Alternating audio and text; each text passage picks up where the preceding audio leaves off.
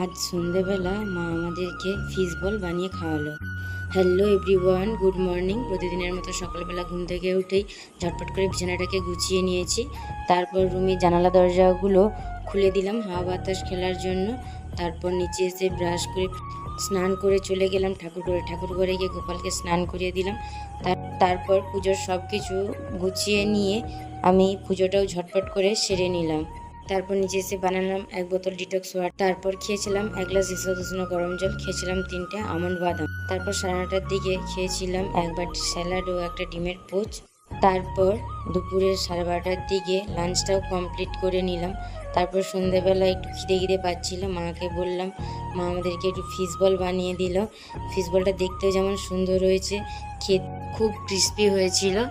এই রেসিপিটি যদি পেতে চান তাহলে চলে যেতে হবে আমার ইউটিউব চ্যানেল সুস্মিতার কিচেন মিনি ব্লগে, যার লিঙ্ক এই ডেসক্রিপশানে দেওয়া থাকবে।